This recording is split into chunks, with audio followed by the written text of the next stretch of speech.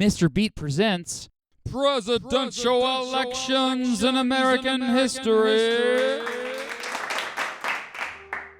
The 11th presidential election in American history took place from Friday, October 31st, hey, that's Halloween, to Tuesday, December 2nd, 1828.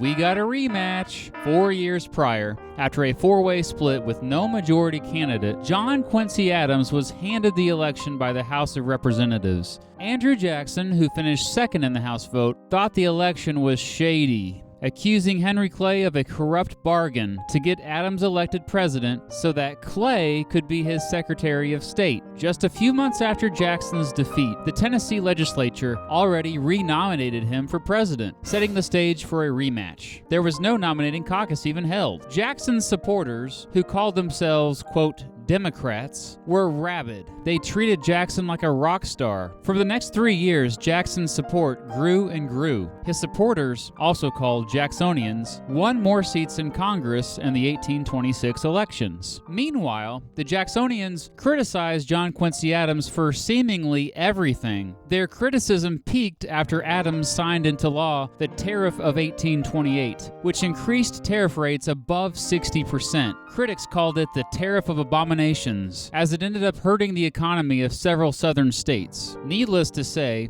a distinct shift developed. Southerners began to largely support Jackson, while support for Adams was mostly only in northern states. President Adams was renominated by the endorsement of multiple state legislatures and partisan rallies. There was no caucus for his nomination either. Supporters of Adams called themselves National Republicans. Secretary of the Treasury Richard Rush officially ran as Adams' running mate. Wait, what the heck? Wasn't John Calhoun his vice president?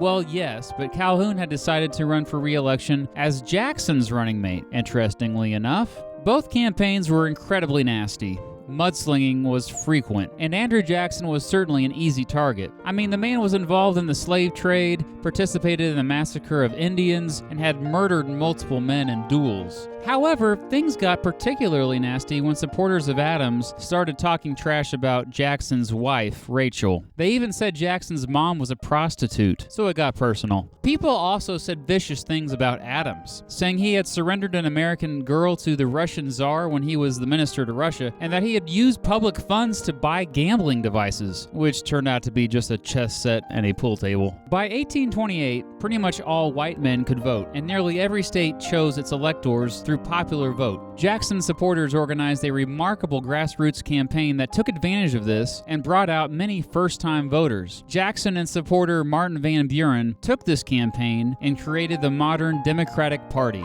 A fitting title, as true democracy was actually becoming more of a reality. And here are the results.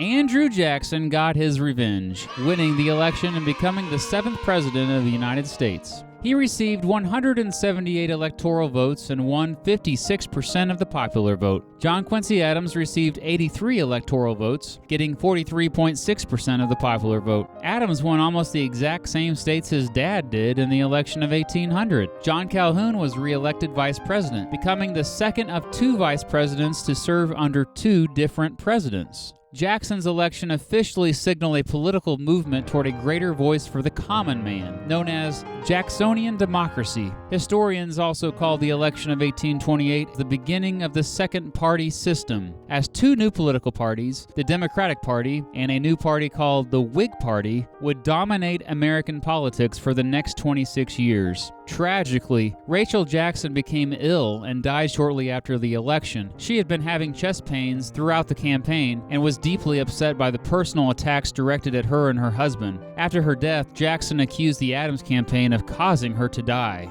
After the results of the election were announced, a large mob entered the White House, damaging lots of stuff in it while doing so and horrifying Adams and his staff, who had escaped through the back door. Large punch bowls were set up to lure the crowd back outside. On March 4, 1829, after Jackson was sworn in as president, Jackson again opened the White House to the public, and it turned into a crazy, huge party with more than 20,000 people showing up. This was a perfect example of how the times had dramatically changed. John Quincy Adams had represented the old status quo, the last of the aristocratic, elitist, and dignified of the presidents. Jackson, on the other hand, represented the new guard, the working class, dirty, smelly, average Joe, ready to take the country for himself.